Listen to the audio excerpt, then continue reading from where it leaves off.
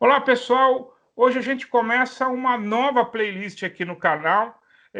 A gente vai fazer a playlist a partir de agora, que são os Papos da Diversidade, e nada mais legal, nada mais diferente do que começar com essa minha convidada, que eu vou apresentar para vocês daqui a pouquinho, depois da vinheta. Vocês já estão vendo quem é, quem já conhece já sabe quem é, mas se não, vocês esperam que eu apresento ela já já. Valeu!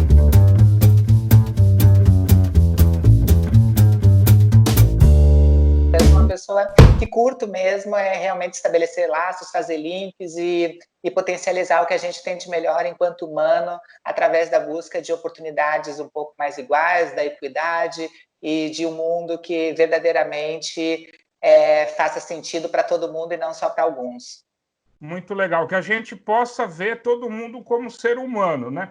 Hoje a gente está vendo aqui a Maitê, a mulher deslumbrante, loiríssima, mas não foi sempre assim, né, Maitê? Eu queria que você contasse um pouquinho do teu histórico de vida, que quem vê você aí toda alegre, deslumbrante, não faz ideia um pouco do que foi, o que você já passou aí, né? Então eu queria que você contasse um pouquinho desse histórico seu. Eu já fui. Na verdade, eu tô loira há 1 ano e meio, né? Meu histórico de tintas, agora eu já mudei para loira, né? Mas eu fui durante 46 anos e pouquinho, eu fui morena a vida inteira, né? Então, já fui de todas as cores que você possa imaginar. Então, mudança é comigo mesma, né? Não tenho medo de mudar, não tenho medo de tirar pedaços que estejam me incomodando, agregar outros. Eu sou bem ciborgue nesse sentido de fazer coisas e ir atrás dessa felicidade. Eu nasci em 72 anos de idade, 48 anos de idade, e por conta dessas diferenciações, numa época sem internet e tudo, e numa família classe média, da cidade de Curitiba, e tenho um irmão mais velho, que é o Guilherme, uma irmã mais nova, que é a Sabrina, e eu nasci Alexandre, mas sempre me identificando muito com as coisas do universo, muito mais da minha irmã, né? Então eu sempre fui me percebendo, nossa, mas por que eu me identifico tanto com as coisas do universo da minha irmã e falam que eu tenho que ser como minha irmã? E isso numa época sem internet, sem a gente ter buscadores aí, né, para estar sem um Google na mão, para estar buscando um pouco mais de informações, por mais desencontradas que fossem, era muito difícil, né? Então, eu passei um monte de caminhos tortuosos, tentativas de suicídio, para estar aqui hoje falando, e mais do que falando, acreditando que a vida é a nossa maior potência, nosso maior presente, e potencializando outras pessoas para que elas possam parir os seres humanos que elas são, né? Eu falo que em comum com as pessoas eu tenho do que eu nasci, né? Que todas as pessoas nascem, mas poucas são as pessoas que fazem o parto de si mesmas, né? Porque nascer não garante que você é parido, que você é parida. Eu tive essa sorte de poder parir o ser humano que eu acredito ser e cada vez está buscando mais e mais dessa essência, e o que durante muito tempo foi ser uma pessoa trans sempre foi sujo, pecaminoso, maldito, né? Tanto que eu tentei suicídio com 14 anos a primeira vez, outra vez com 16. Foi um período difícil, e hoje eu falo assim, olha, né, que bom, né? Porque hoje em dia eu penso, até eu falo para as pessoas, eu falo assim, nossa, já pensou se tivesse dado certo, o suicídio não estaria aqui falando com o Cláudio, né? Hoje em dia eu vejo o suicídio como uma solução definitiva para problemas temporários, prova disso é que eu estou aqui, e foram muitas lutas até chegar aqui, né, para hoje ter uma cabeça de, inclusive, potencializar outras pessoas nessa descoberta e fazer com que o caminho seja um pouco menos árduo, numa sociedade que ainda é tão cheia de preconceitos, de vieses, de discriminações e coisas do tipo, né, Cláudia? Pois é, você quer dizer, você cometeu suicídio, não foi bem sucedido, ainda bem, mas no Um final acabou fracasso. nascendo de novo, né? Foi meu primeiro empreendedorismo e já falido, né? E tentei 2 vezes esse negócio. Eu falei, gente, para isso eu não sirvo, né? Mas nasceu de novo para poder inspirar as outras pessoas. Isso que é muito bacana. Maite, eu vou entrar numa parte aqui da conversa que é o que me interessa para valer. Mas antes disso, eu vou dar 2 definições que eu fui buscar no dicionário. Definições sobre o que é homofobia. Então, uma das definições que eu achei aqui é o ódio direcionado aos homossexuais, geralmente demonstrado através de violência física ou verbal. E outra definição aqui, que a gente pode juntar, que é aversão ou rejeição ao homossexual e homossexualismo.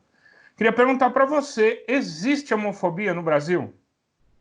No Brasil existe na nossa escola, existe nas nossas famílias, existe na nossa sociedade, na nossa rua, existe dentro da gente mesma, né?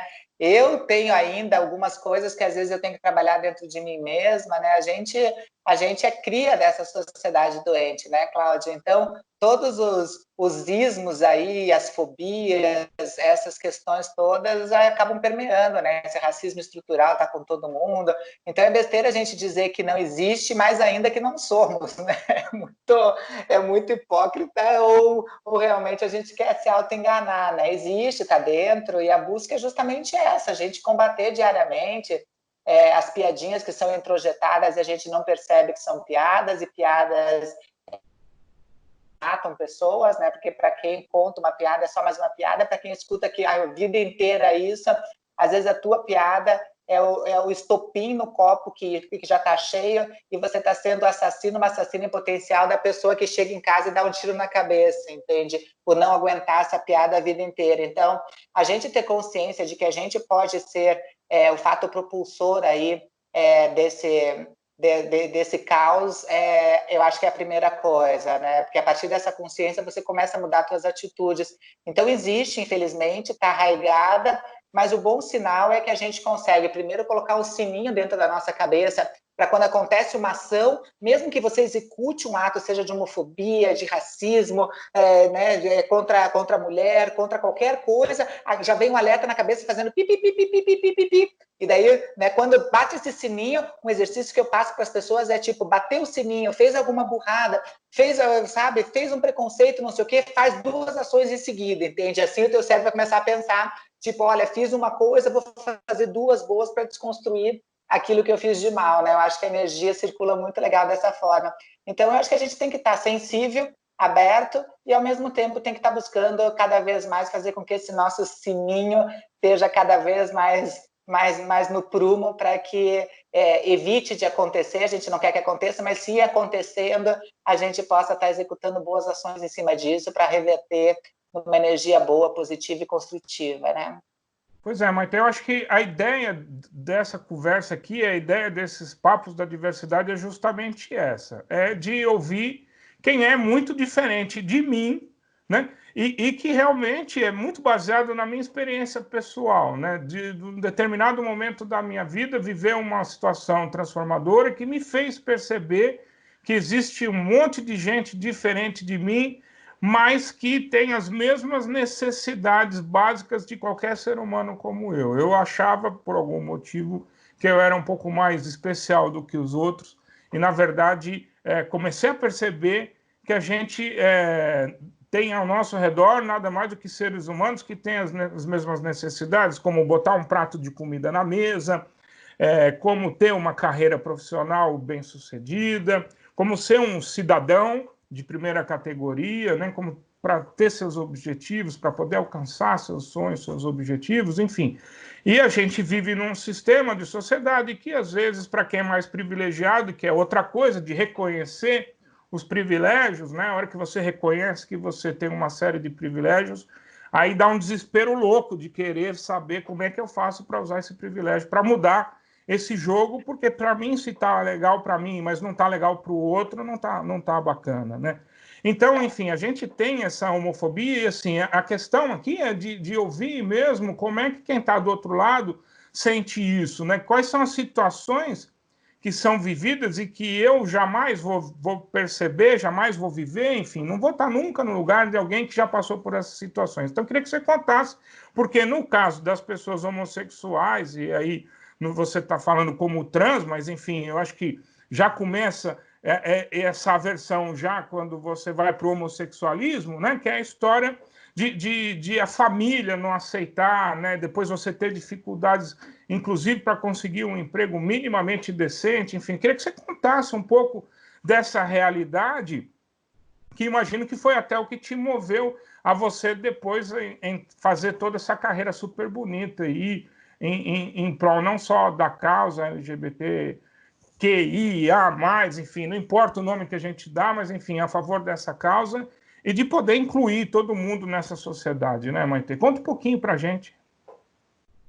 A questão de como você passa por essa série de questões, né, Cláudio? A gente passa essa descoberta nem sempre é adequada dentro das projeções que os pais primeiro fazem, né? A primeira coisa que a gente escuta aí quando um filho, uma filha está para nascer, né? Quando você está lá esperando e você tem aí uma menina linda, você sabe disso, então está lá esperando e está torcendo para que tudo esteja bem com a mãe, que tudo esteja bem aí com o anjinho, com a anjinha que está vindo, enfim. A primeira coisa, na maioria dos casos, o médico diz antes mesmo, né? Hoje em dia a gente já sabe se é menino ou menina, mas antigamente que a gente não tinha isso, né? A primeira coisa que a gente dizia, que o médico diz, é se tipo ele é menino ou menina vinha antes dele ser saudável, né? Então, quer dizer, como se isso fosse o atributo que mais definisse alguma coisa antes de saber se era saudável, se tinha alguma anomalia, se podia ser feita alguma coisa, alguma correção, enfim, anterior ao nascimento, enfim. Então, você vê o quanto a gente dá de força para essa questão, primeiro, do sexo, né? Que a gente quer dessa criação de machos e fêmeas, que a gente fica colocando o quanto isso é importante na nossa vida, né? Então, dentro desse nascimento, né, da esperada tipo é macho, é fêmea, né? Que aí não teria problema nenhum, que é uma questão biológica, né, de cromossômica. Então a gente tem machos, fêmeas e intersexo, porque a gente tem várias pessoas que nascem aí com cromossomas alterados, não XX e XY, nasce aí XXY, nós temos síndrome de Turner, de Klinefelter, outras tantas. A problemática está que a gente condiciona, né? Quando nasce uma pessoa XX e a gente transforma essa fêmea e fala, essa fêmea é mulher, né? Menina, né? E por conta de um XY a gente transforma o macho e diz, esse macho é um menino, né? Ou ele vai ser um homem. Né? E nem sempre essas construções são válidas, até porque elas mudam muito. Primeiro, pessoalmente, porque cada mulher encara o que é ser mulher de um jeito totalmente diferente. A gente vê isso, por exemplo, a gente está conversando aqui, a gente vê lá nascendo nesse exato momento da nossa conversa, nasce duas menininhas, duas pessoas fêmeas XX na Índia, né? E que o mesmo que o médico diz em lugares diferentes, outros hospitais diferentes diz, é uma fêmea, é menina. Mas uma nasce numa casta e outra em outra casta, né? Uma vai ter um tipo de educação e vai se relacionar com a construção do ser mulher totalmente da outra que nasceu em outra casta. Assim como uma menina índia, para ela vai ser outra construção, por mais que ela seja XX, do que é a construção de mulher para ela. Se eu disser que ser mulher é passar batom, é usar salto, ela vai dizer, mas para quê? Como é que eu vou correr? Como é que eu vou caçar? Para que essa loucura? Isso não é coisa de mulher. Né? Então, essas construções variam, vão variar e continuam variando de sociedade de tempo em tempo. Então, o ruim está quando você estipula só duas possibilidades. Somos 8 bilhões de pessoas no planeta e, a partir disso, você condiciona algumas regras, regramentos e fala que nada pode ser diferente daquilo que é tipificado e colocado como normal, sendo que não é, né? Sendo que essa construção de gênero é uma construção totalmente social. O normal é só machos, fêmeas e intersexo. O resto é construção social que a gente vê na nossa sociedade, por isso que ela está sempre mudando, está em mutação e varia em qualquer lugar do planeta que a gente viva. A partir disso, começa uma série de questionamentos, porque aquela pessoa que não está ali enquadrada nos desejos dos pais, depois não se enquadra nos próprios desejos, porque não sente como as outras pessoas, começa a ter uma neura na cabeça. A nossa sociedade, como eu já disse no começo, que é uma sociedade doente, preparada para fazer pessoas doentes, não é uma sociedade que diz, nossa, que pessoa incrível, vamos potencializar o melhor em você, né? Não, é uma sociedade que vive dizendo, você não presta, você não funciona, você não está legal. É uma sociedade do negativismo, né? Você ter coragem hoje em dia para você assumir, tipo, ok, o mundo aí fora tá, e agora como é que eu vou me equilibrar disso, né? Uns tomam remédios, outros vão buscar sua religião, mas cada um tem que tentar se equilibrar dentro disso para tentar achar esse meio tempo. Então, esse surto todo faz que pessoas que estão fora desse condicionamento, desse regramento, né, dessas 8 bilhões de pessoas, acabem tendo um estranhamento maior, porque muitas vezes são jogadas fora, são excluídas de qualquer processo societário. Para algumas pessoas, por exemplo, né, raça, normalmente isso não acontece, né? Porque, por exemplo, uma filha negra, um filho negro vai encontrar em casa ou um pai, uma mãe, ou uma avó na sua ascendência que seja negro, diferente de uma pessoa trans, que pode até ter uma mãe trans, né? A gente tem filhas trans com mãe trans, mas normalmente você não vai ter um pai e uma mãe trans, você vai ter um pai e uma mãe que, inclusive, além de não aceitar, vai convidar você a sair de casa das piores maneiras possíveis, né? O mesmo acontece com o colégio, o mesmo acontece dessas atrocidades todas. Por isso que eu falo até em épocas de pandemia aí que a gente está passando, passou e vão passar, porque essa é a primeira de muitas, né? É um alerta que está vindo. Pessoas trans já estão acostumadas com isso, né? Porque o que é a pandemia? Todo mundo se isolando, ninguém querendo tocar em ninguém. Eu falei, gente, isso aqui é a vida de qualquer pessoa trans, né? Pessoas trans já estão isoladas, ninguém quer ter contato, ninguém dá emprego para pessoas trans. Quando chega perto, ninguém quer andar em público porque tem vergonha. Eu falei, gente, as pessoas trans já vivem nessa pandemia full time, né? Para a gente não é novidade. Então, quer dizer, eu acho que dentro dessas buscas todas de privilégios que você colocou, a gente tem que pensar que quem dorme com mais privilégio acorda, deveria pelo menos acordar com muito mais responsabilidade em fazer a mudança, processo de inclusão dessas potencialidades e diversidades, né? Eu sempre falo que a diversidade é a maior igualdade que a gente possui, né, Cláudia? Somos todos diversos por essência, né? A gente é assim, né? Por mais que você tenha gêmeos univitelinos nascidos de mesma placenta, idênticos, que a mãe coloque no mesmo colégio, com a mesma roupinha, eles são diferentes. Quem conhece gêmeo está nos assistindo, pode ser univitelino ou não, enfim, idênticos ou não. Às vezes um é mais low profile, o outro gosta mais de sair, um gosta de uma cor, outro de outra. Um gosta de um tipo de som, outro de outro. Um foi picado por um mosquito e criou um tipo de anticorpo, e o mosquito não sabia, são gêmeos, eu tenho que picar os dois para os dois serem iguaizinhos a vida inteira. Enfim, são diferentes porque são diferentes, por mais que a sociedade tente colocar do mesmo jeito. E a gente só está vivo, só está, entre aspas, evoluindo como sociedade, isso não quer dizer que seja positivo ou negativo, mas a gente só está aqui ainda por conta dessa diversidade que a gente tem. Se fôssemos todas iguais, além de um porre que seria, a gente não teria como progredir, porque as respostas seriam mesmas, as execuções seriam idênticas, os modos de pensar seriam igual, e o que traz realmente inovação, que gera criatividade, é justamente a diversidade em todos os sentidos, né? As empresas estão descobrindo isso agora, mas a biologia, a natureza já descobriram isso há muito tempo, né? Biodiversidade está aí para mostrar que quanto mais plural for, mais múltiplo a gente consegue ser na preservação de espécies e na potencialidade delas, né, Cláudio? Pois é, a gente aceitar as diferenças e principalmente a gente enxergar. E enxergar passa por um processo de querer enxergar, né? Porque, de novo, né, se a gente, você falou dos privilégios, se a gente está numa posição muito confortável, a tendência natural é de não querer enxergar, né? A gente tem, infelizmente, ainda é muito individualista e leva um tempo para quebrar esse padrão, né? E por isso que é muito legal esse trabalho que você faz nas empresas.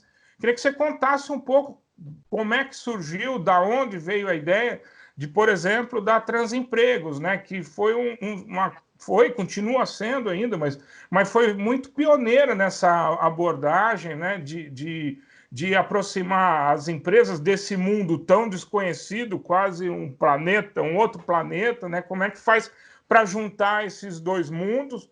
E que não deveria ser, porque na verdade é todo mundo ser humano, mas enfim, como é que faz para juntar isso e para fazer as coisas acontecerem de verdade? Conta um pouquinho o histórico disso, da onde que você tirou a ideia, quem foram os seus parceiros e como é que isso andou até hoje.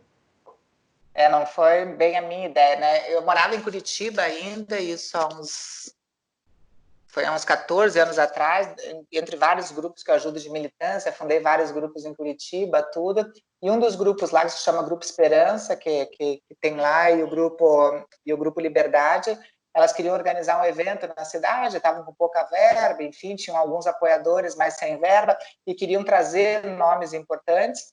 Foi bem no ano que a Laerte Coutinho, a cartunista Laerte Coutinho, ela veio à tona na revista Bravo, contando da questão, na época, crossdresser, né, ainda, mas contando da questão de vida dela, e eu já amiga da Laerte, e daí eu falei assim, convidei a Laerte, convidei a Márcia Rocha para ir lá para Curitiba, me juntei com a Letícia Lanz, que é uma psicanalista maravilhosa, que também é lá de Curitiba, uma trans, avó maravilhosa, e daí chamei elas e chamei a Nani People para fazer a abertura, então chamei a Nani People para fazer a abertura com um show de quase 1 hora e falei para elas, olha, amigas, o negócio é o seguinte, não tem verba nenhuma, tem hotel e nem hotel maravilhoso, tem café da manhã, mas tem amor, tem carinho, tem não sei o quê, a gente vai matar a saudade, as loucas toparam, foram lá para Curitiba, e o encontro foi ótimo, tudo, então, em termos de mídia, de visibilidade, do que a gente queria propagar.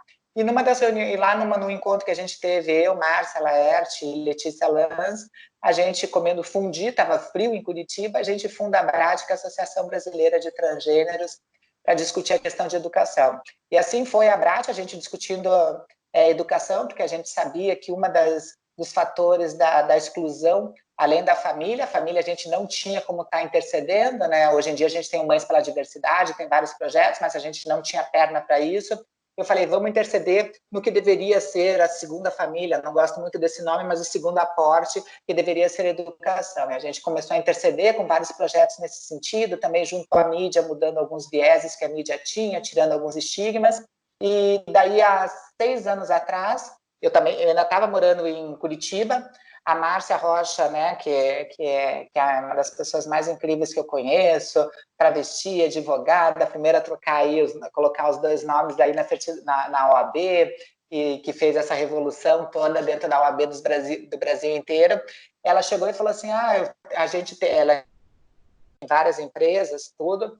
Ela chegou e falou, está na hora da gente criar alguma coisa, porque a gente está falando de educação, essas pessoas estão estudando, estão se formando e não estão sendo absorvidas pelo mercado de trabalho. A gente também viajava muito o Brasil, tanto eu, Laerte, Letícia, a gente tinha muitas amigas que às vezes tinham 2 pós-docs e não conseguiam emprego por ser trans, né? E daí a gente falou, nossa, mas não era a qualificação que as pessoas queriam, não estavam buscando talentos, e como é que tem esses talentos, às vezes com 2 pós-docs e não conseguem? É pelo fato de... Então, dentro disso, a gente falou, a gente tem que mostrar essas pessoas aí, porque às vezes eles não sabem que existe. Então, a gente cria um braço dentro da BRAT, da Associação Brasileira de Transgêneros, que é a Transemprego. A Mar, bem na época, de 6 anos atrás, começou em São Paulo a ser fundada, começou a iniciar o processo de trabalho do Fórum de Empresas LGBT, que o Reinaldo Bulgarelli, com todo esse povo, começou a formar aí o Fórum de Empresas, foi bem na época, para você ver como o Cosmos está sempre conspirando a favor. A Márcia começou a participar das reuniões, na época já estavam participando poucas empresas ainda, não é esse número de empresas que tem no fórum hoje, mas já estava lá a IBM, já estava lá o Grupo Pão de Açúcar, o Carrefour, algumas empresas já estavam lá dentro, começaram a se interessar pelo trabalho da Transemprego, da proposta da Transemprego.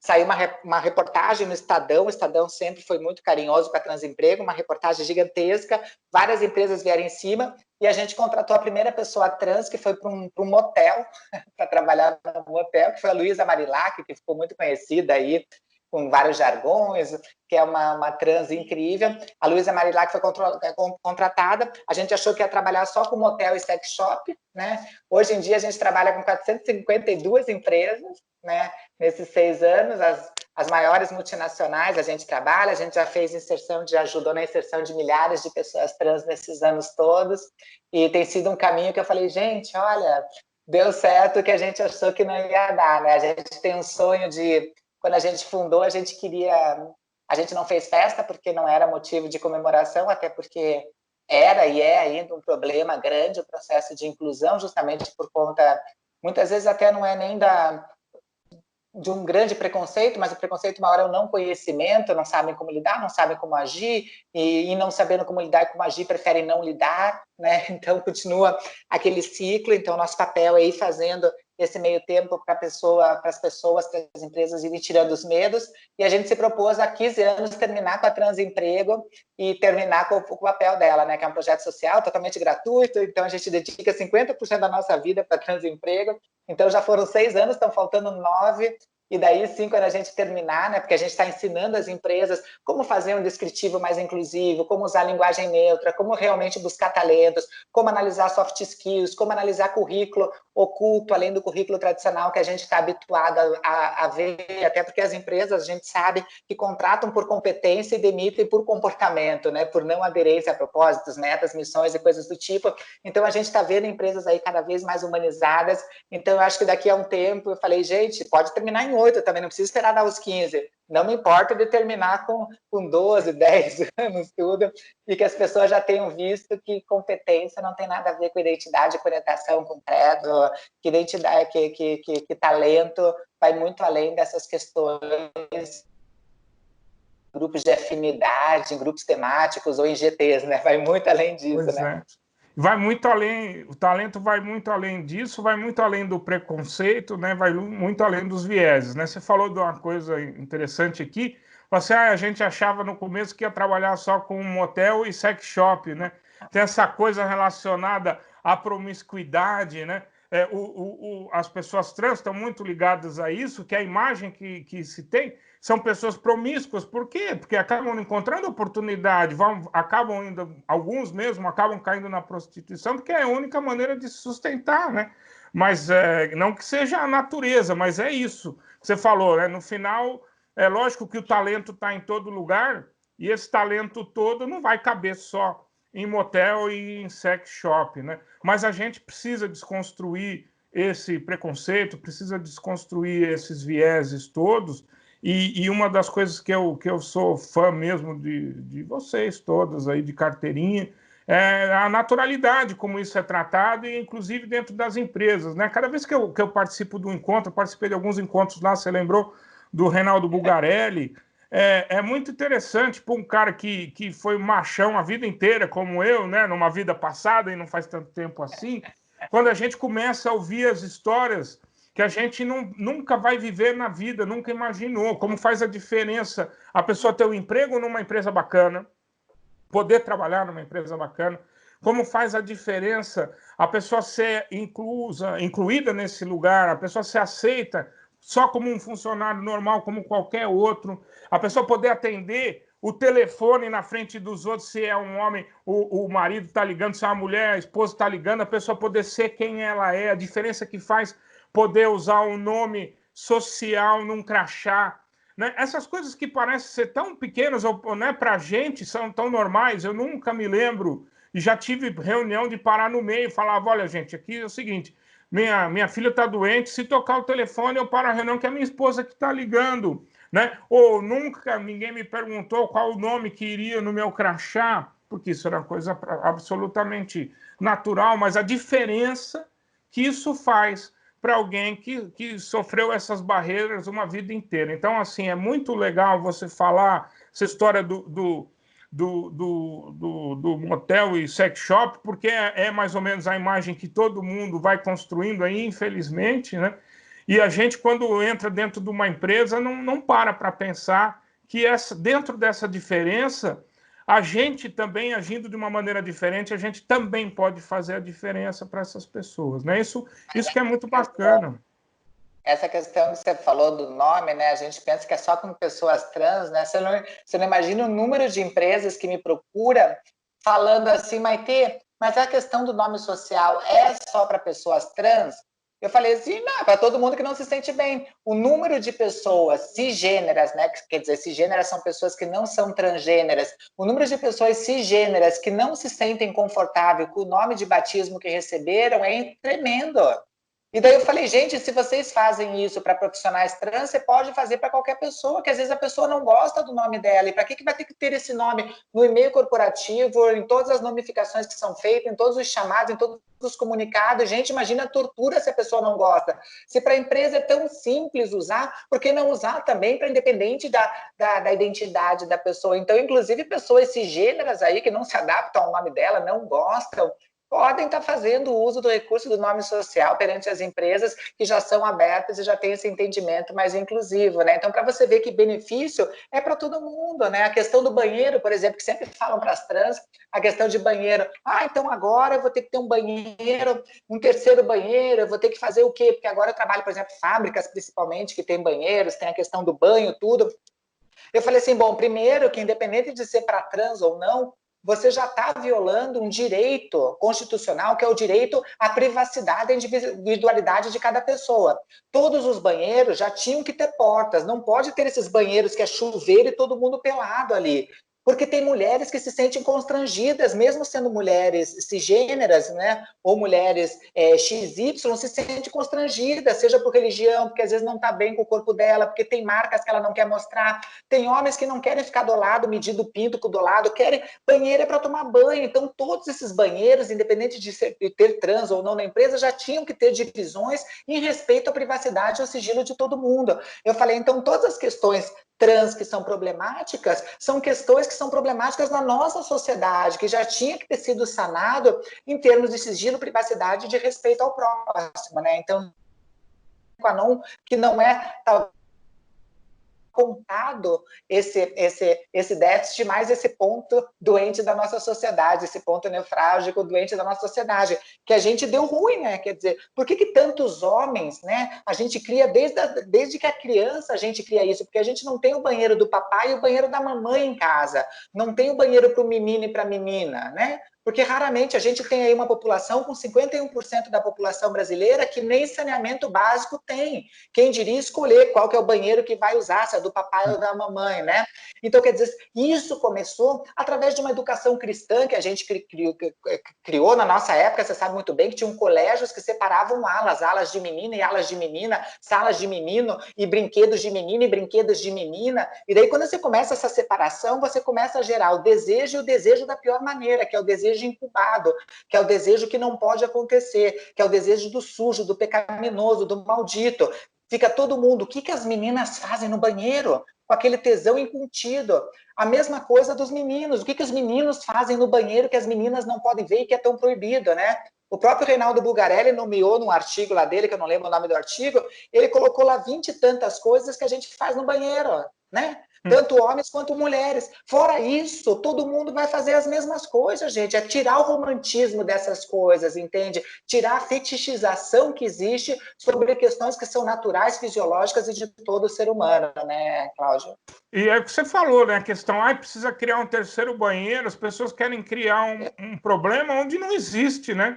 Bota um banheirinho fechado, está resolvido o problema. Enfim, de fato, mas essas questões existem, né, Maite? E aí, se essas questões estão lá, é muito bacana tratar primeiro a vida como ela é, com naturalidade, e depois lembrar todo mundo que acima de qualquer diferença está o fato de que somos gente e, como gente, podemos ser tratados como gente, né? O próprio Reinaldo fala, você não cuidar da diversidade é você não cuidar das pessoas, né? Então, aceitar as diferenças da mesma maneira que a gente aceita que um é mais baixinho, outro é mais magrinho, mais magrinho não, né? Tem gordofobia também. Eu sou gordinho, sei bem como é que é. Eu não vou chorar aqui, minhas pitangas, mas enfim. Mas como a gente aceita as diferenças que são naturais, né, entre pessoas. Nós não temos ninguém absolutamente igual, né? Nem gêmeos são iguais, né? Se você for estudar lá na biologia, então quer dizer, é só você tratar a vida como ela é. E aí eu queria que você falasse um pouco também dessa questão da abordagem mesmo das empresas, os posicionamentos, né? É muito legal a gente ver também hoje as empresas incluindo a diversidade dentro dos seus valores, né? E principalmente em algumas situações, quando cabe aí, de se posicionarem a favor de determinadas posições, né? De fincarem determinadas posições. Acho que isso também é bem bacana para a gente falar um pouco, né, Maite, sobre a falta de... Quando você não tem diversidade, e a gente está falando do público LGBT aí, mas a gente pode estar falando de todos os públicos, quando você não tem diversidade na empresa, você também não consegue se comunicar com todo mundo, né? Você deixa, né, no caso de uma empresa que tem produtos de consumo, você deixa de comunicar com uma parte do seu público também. Queria que você contasse um pouco a esse respeito dessa experiência nas empresas que você tem trabalhado. Eu acho que diversidade, como eu falei, né? Para mim, diversidade é maior igualdade. Então, todos somos 8 bilhões, quase 8 bilhões de diversidades espalhadas no mundo. Então, falar que não tem diversidade é meio, na minha opinião, besteira, porque toda empresa tem diversidade, só que são diversidades muito semelhantes, né? Porque as empresas escolhem pela mesma cor de pele, escolhem pela mesma faculdade de primeira linha, escolhem com o mesmo raciocínio lógico, escolhem normalmente vinda do mesmo bairro, nem de bairros diferentes, escolhem de preferência pessoas que têm os mesmos desejos, aptidões, enfim, que são muito similares, mesmo não sendo gêmeos, são muito similares dentro das suas diversidades e acabam excluindo, justamente, seja por preconceito, seja por medo de ter uma equipe diversa, achando que isso vai dificultar o processo, que é muito mais difícil falar, é mais fácil falar entre pares, e quanto mais próximo, é mais fácil e gera menos atrito, enfim, por N questões que as empresas acreditam que isso agrega em termos de trazer pessoas o mais perto possível para focar uma equipe acreditando que a potência é justamente a força dessa igualdade, mesmo ela sendo ilusória, que a gente vê os erros acontecendo, né? A gente vê hoje em dia, Por que crescem tão rápido, por exemplo, startups, né? Por que startups se transformam em unicórnios, muitas se transformam em unicórnios em pouco tempo? Porque elas têm na essência dela a diversidade, né? Elas sabem que tem que gerir diversidade para justamente, elas são um laboratório rápido de ideias, então elas têm gente pensando da mais variada forma, então elas colocam em prática, deu errado, elas descartam, já pegam uma ideia nova, já vão para frente, já vão vendo soluções e como podem encaixar para estar multiplicando esse tipo de coisa, porque elas atendem a cara de todo mundo, né? Elas sabem que elas têm que ter essa cara de diversidade, elas têm que ter essa diversidade inserida, potencializar, seja o seu produto, seu serviço, enfim, o que ela esteja oferecendo, né?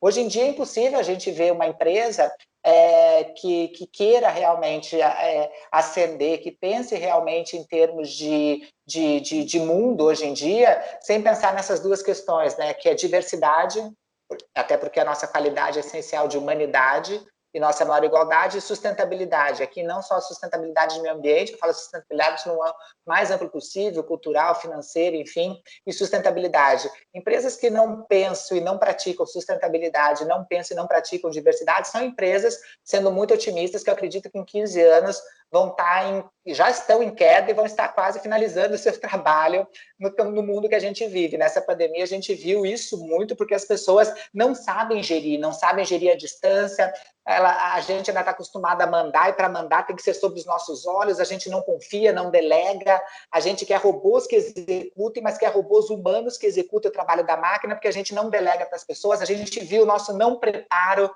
né, e o nosso desconhecimento de como lidar com essas gentes, né? Então, por isso que é tão necessária essa diversidade. As empresas hoje em dia têm se aberto muito mais. Eu diria que no Brasil, assim, a gente vê uma série de mudanças. Eu que trabalho aí há um certo tempo, a gente vê uma mudança, então eu sou muito positiva.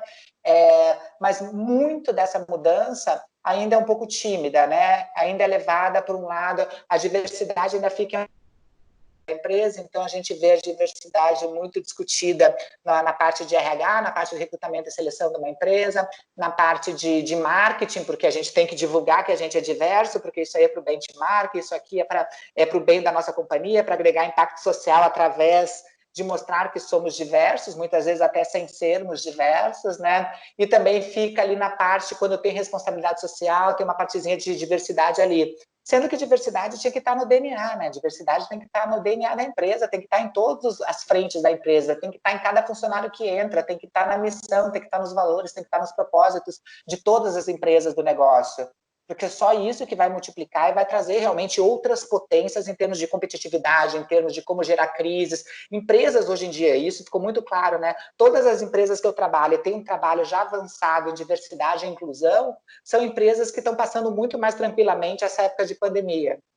Mas para isso você precisa, como você falou, né, colocar no DNA da empresa, na verdade, é colocar na cabeça das pessoas, né? Colocar como um valor que tem que ser levado em consideração como qualquer um dos outros valores da empresa, né? E ainda tem algumas que não querem tratar do assunto ou ficam escolhendo diversidades, né? Um fala assim, isso aqui não, não vou botar a mão nesse negócio, que esse negócio dá problema, né?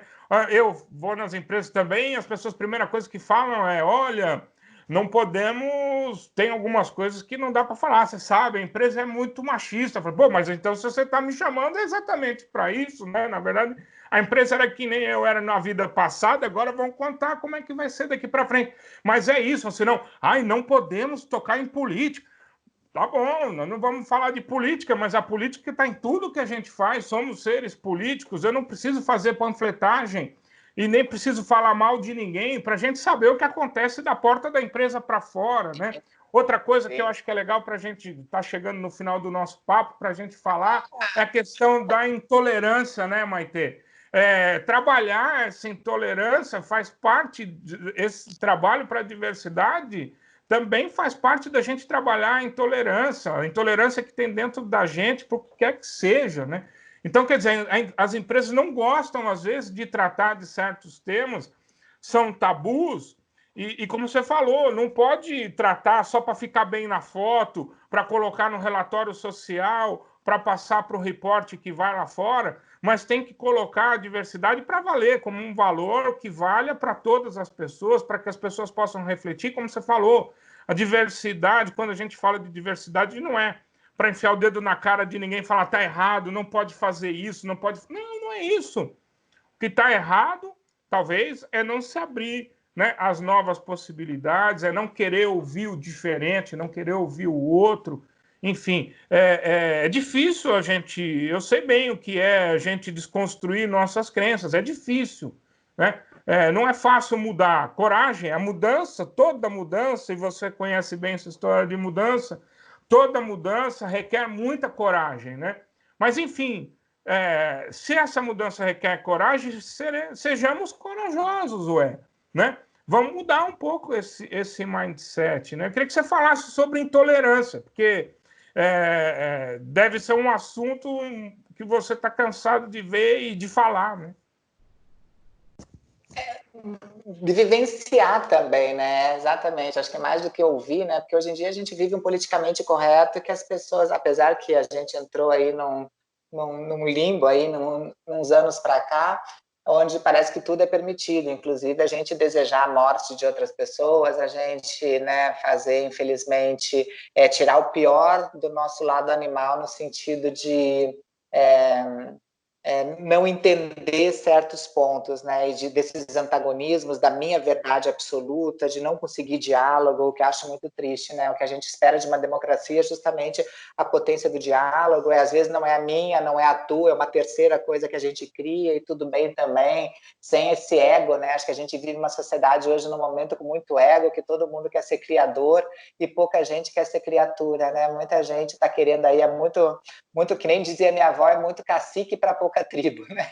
Então, é muita gente querendo mandar aí e pouca gente querendo obedecer, muita gente querendo ser líder e ninguém querendo ser liderado, até porque as mudanças que a gente vê de mindset muitas vezes projetam aquilo que a gente tem, né? Tipo, olha, temos o A e tem um monte de B que tem que ser mandado, temos o homem e temos a mulher, parece que tudo vem nessa categorização, entende? Quando a gente categoriza o ser humano, que é impossível de ser categorizado nem em termos acadêmicos, a gente naturalmente parece que já cria uma balança querendo saber quem quer mais que o outro, né? Quando você cria esses pesos aí, né? Por mais que você tente nivelá-lo, já fica aquela, não, porque eu sou mais, já parece um cabo de força, em vez de parecer uma corrente que une, parece um cabo de força que separa e que divide, né?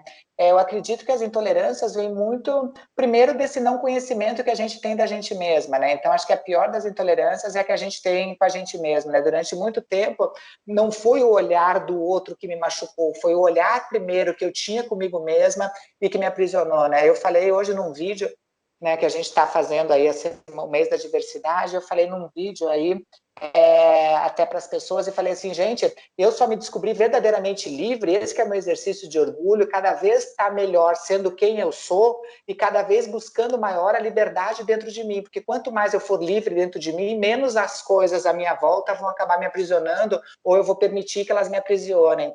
É por isso que eu falo para as pessoas, você tem que buscar a tua essência de quem você é, porque isso é verdadeira liberdade. A partir do momento que você está livre, pode botar o que for,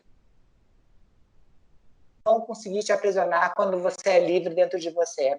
Então, quer dizer, essa busca, primeiro, essa busca de você não ter preconceito com as tuas coisas, de você não querer se enquadrar num sistema que não te compreende, né? O sistema deveria ser um sistema de amor, o amor é inclusivo, o amor, ele é incondicional, o amor é aquele que não é condicionado a nada, o verdadeiro amor não é aquele que ama se você vestir essa cor, se você agir desse jeito. Amor é incondicional justamente porque você ama, às vezes você nem entende a razão do amor, simplesmente ama e você quer ver o outra, enfim, ou os outros em volta de maneira plena, absoluta, assim como você quer ver-se dessa maneira, entende? Então, acho que a primeira coisa da intolerância é essa, entende? Não ser intolerante com você, ter compreensão, sabe? A gente pode ser, a gente pode ser a pessoa mais cruel que existe com a gente mesma, nas suas cobranças, nos seus perfeccionismos. Então, respeite teu tempo, saiba que a gente não tem só qualidade, né? Descubra os teus defeitos, mas não se martirize por eles. Tente aprender de que maneira que você pode converter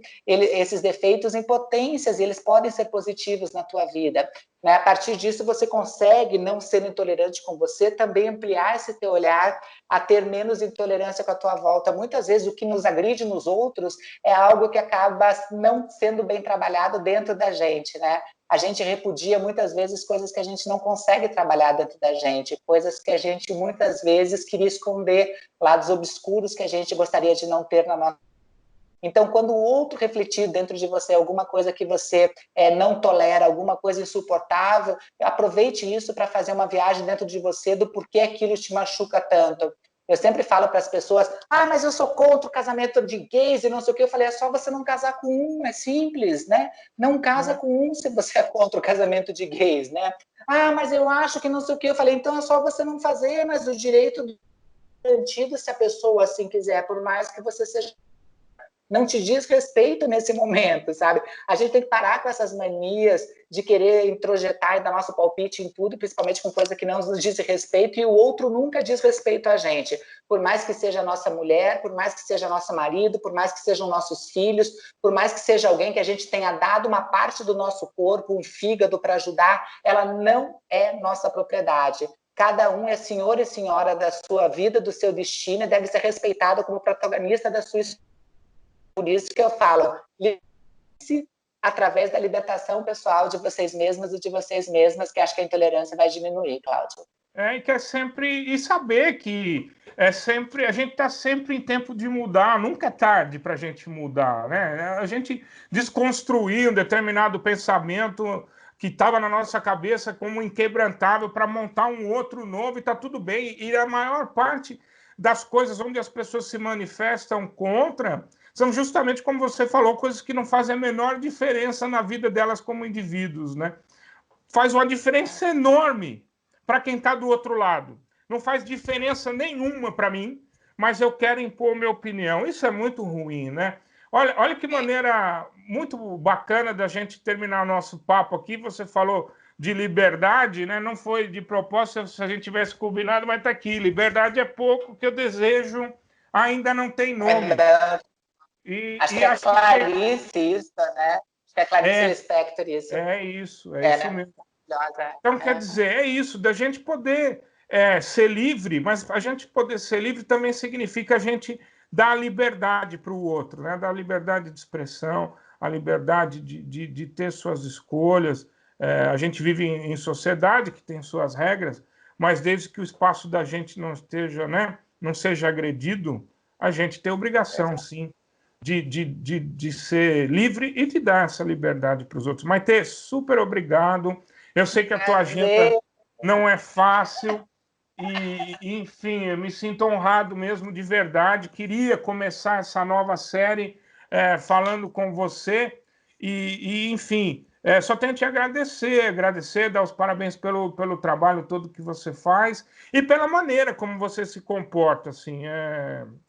Quem conhece você pessoalmente e assistir aqui essa nossa conversa vai saber que eu estou falando, né? É um aprendizado para mim sempre que eu estou com você, porque é a desconstrução constante de um paradigma que não está mais na minha cabeça, mas quando eu olho lá para frente, né, que eu acho que o futuro é que importa, é de pensar que a gente, de fato, pode levar as coisas somente do jeito que elas são, né? Desconstruir certos fantasmas que estão na cabeça da gente, a gente só encarar a vida como ela é. E você, para mim, é um super exemplo de quem desconstruiu não só alguns que estavam dentro de você, mas desconstruiu e continua desconstruindo muitos fantasmas que estão na cabeça dos outros sem motivo de ser. Então, muitíssimo obrigado por esse papo aqui. Obrigada eu. E quando minha avó já dizia, quando você vê fantasma, você olha bem para a cara dele e faz assim, bu! Assusta. É isso aí, Maitê. Super obrigado. Imagina, Cláudio. Que a gente possa ter mais papos desses por aí. Vamos. Vai merecer uma parte 2. Beijo. Papos para a diversidade estreando. Valeu.